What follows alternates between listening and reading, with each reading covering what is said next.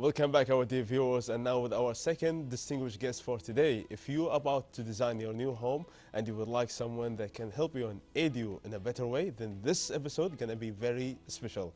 Many people think that design is simply about aesthetics or decoration, but over time we have come to realize that design goes far beyond that. It is a way of thinking, a lifestyle, and an identity that reflects on us inside our homes and extends to the cities we live in. From this perspective, today we try to understand how design begins with an idea and evolves into an entire city. For that, please welcome with me our special guest, Professor Saleh Ebrahim, professor at the College of Architecture and Design, specialized in architectural design, interior design, and graphics. Welcome to the show, Professor.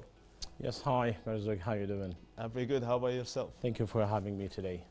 Because our really pleasure. And now talking about like design in general, purely visual from your perspective, is it like only about aesthetics or is more into that? That's a really good question, to be honest.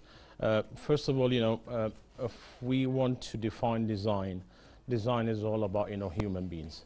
So the power of a human-centered design is the main thing that we are talking today about. It's not about aesthetics. Aesthetics, we would say like trendy things. It's part of it, yes, definitely.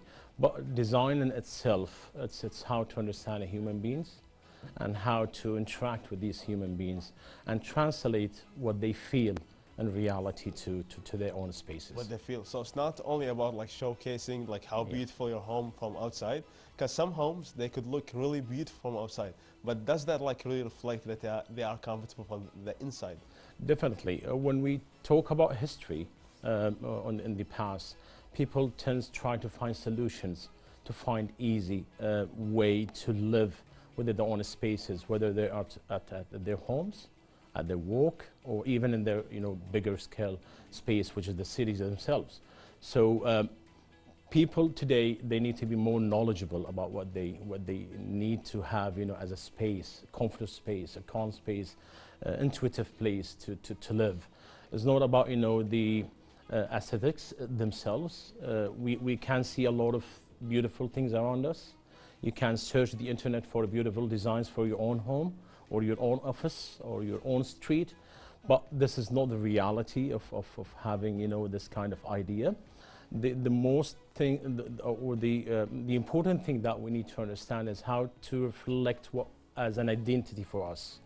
So people have needs, people make decisions, people have problem-solving issue within the cities themselves. So they try to reflect what I call a self-reflection. So rather than just have a trendy, image that you saw in the internet trends. And on the long term, it might like really affect them. Definitely, so today, yes, your work is not only helping them to achieve a particular design, it's more about like listening, understanding their lifestyle, their personality, so you can offer to them like something that suits their characters. Definitely. I would give you an example. If you go to the UK, for example, in London, yes, okay, and you have your own home over there, and you went to one of the English designer, and tell him, for example, can he design a Diwania for me? Do you think that would be more? It would be impossible because this is not part of his culture. Okay, he will understand it not as a Diwania but as a gathering space for them, as a family, as friends. So you're right. We need to understand people. When I teach my students at the university, I'm telling them that design is all about psychology. It's 60 to 70% of psychology, how to understand people, how to understand the culture, and how we impose ourselves as human beings within our own places. People in Singapore is different from Japan. It's different from Kuwait. From Africa. It's different from any different places. Exactly. Like I will give you an example. When lately the Ministry of Housing announced that we want to reduce the 400 square meters plot to give to the society to 200 square meters, people get angry, people get upset, okay, because we used to have this kind of a size of a home. But if you go to Japan, for example, the right square meters that 5 family members of the Japanese people would basically and truly lived in is the 90 square meters.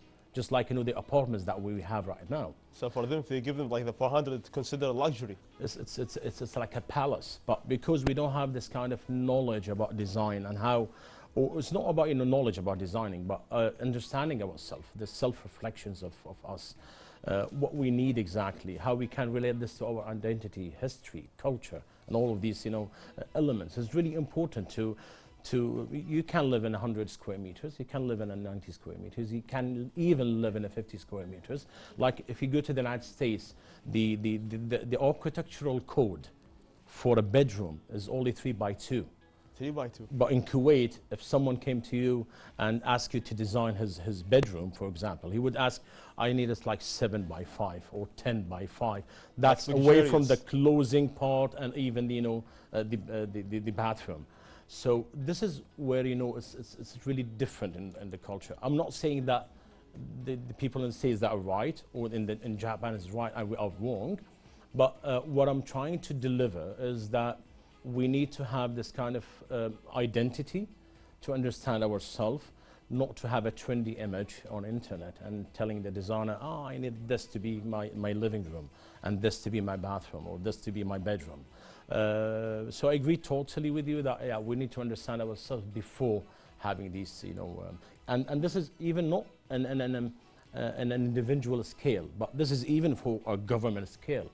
When our government, for example, with different institutions that try to design our cities, for example, yeah, they need to think more about the identity of Kuwait. Exactly. Because we have history of 370 years. Of course. Like how can we bridge the gap between like being modernistic at the same time preserving and showcasing our identity, like what we have in Barkia market, which is really a great destination for a lot of foreigners when they come and explore, and they love it a lot. And that's why, Marzouk, when you go to any market in Kuwait, go to the avenues, go to north of Kuwait. You don't the most lovable place, yes, more crowded place is in Barkia, for example, because it's relating to the history.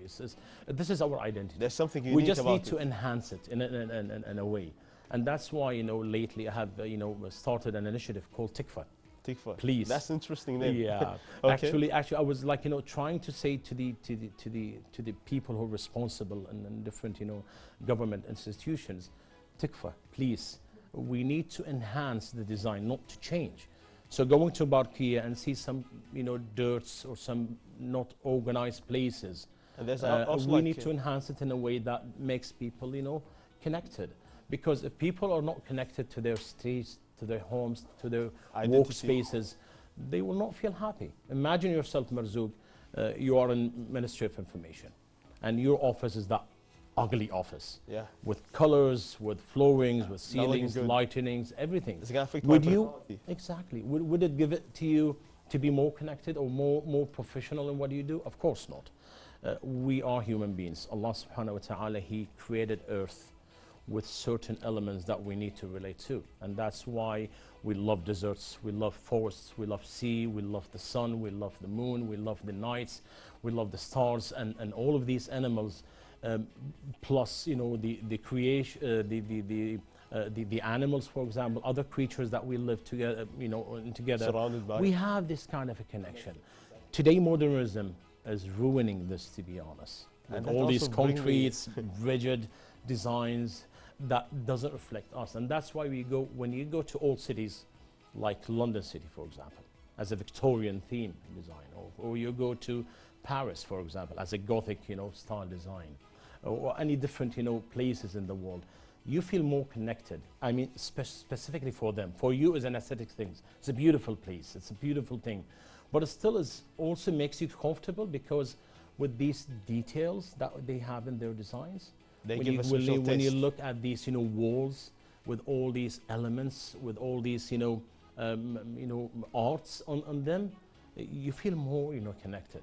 Rather just having all of these modern things and just I mean solid designs in that sense. But again, identity, self-reflection, designing is really important in that sense. Definitely, I believe that was really like something lovely that you have showcased regarding preserving our identity. Definitely, and also like having a pride in showcasing it to the people who are visiting us. And you also mentioned something very nice, which is like the natural elements that we have and we are connected with. And that brought me to the idea of greenhouses. Has it now become a luxury or something mandatory? Well, it's between this and that, to be honest, for myself. To be honest with myself, green designs is really important today. It's one part of it. It's an international idea where we preserve, energy, Going towards sustainability. and designs, which is really lovely. And the other aspect is where you can use the main materials within our spaces. Like we do have materials that other places in different parts in the world they don't have it. So how we can utilize these things? Like before in the 70s, 60s, 50s in Kuwait, they were building these houses with a huge rod, the hoosh, and all of these things. The mud and the mud things, and that we were using these materials, and these considered as a green designs today. Yes, I impose this to have in our homes today because, for me, as a human being, I don't like to be with all these technologies, all these gadgets, all of these things that make me feel like in a prison. I just need to be related more to nature. And today technologies like people going with smart homes and all of these things, I don't refuse to use technology within designs, but not to be as a replacement for like utilize it to serve your purpose. Definitely. So I totally agree that green designs today is really important aspects. We need to go with it because Kuwait before the 80s and 70s was a green design in itself, and most of the countries worldwide. We need to make a balance between what we have today as a technology, smart homes, and all of these, segments and elements with the old history and green designs, and using and utilizing all this nature of segments or elements that we need to build, our homes and different places that we have. Of course, and now with designing greenhouses, smart houses, preserving the natural identity that we have, there's a lot of different tastes. And especially for the clients that you deal with on a daily basis. Also, it comes to different personalities. So how can you balance between your expertise and your own perspective for the design and with the client what he wants and deserves? Well, that's a really tricky question, to be honest. Okay.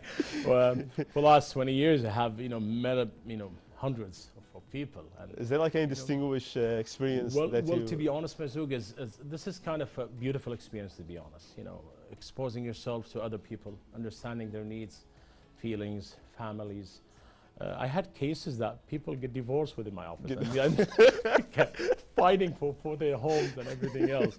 And I had, some beautiful families that they try to be more, connected with each other. You see that people who get angry, they need your design so fast, for example. People, they don't want to pay for your service because they don't have the knowledge about how much efforts we put in. How hard work it is. How hard work it is really. So yeah, we did have a lot of experiences with these things. But for me, personally, it's really enjoyable.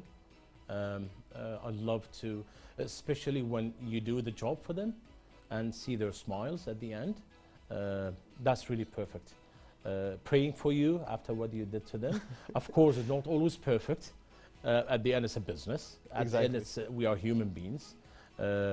We need to interact, and that's why I always advise, our students, people in designs, that you try to work with people who has a harmony or chemistry together, so that you can deliver this project at its best, rather than just having fights and problems. Because I don't want to say always the clients are wrong, but also there's designers who don't have the knowledge to understand in depth. They don't put a lot of efforts to study more, and so that they can understand all of these issues, because it's not your problem that I don't understand you. It's my problem not to see what's inside you, you know what I mean? So I need to understand how Marzouk is thinking, behaving, and how behave, and what is his preference. Definitely.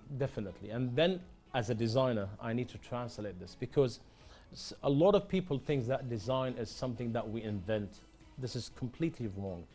What we do is only translate these feelings and make it a reality.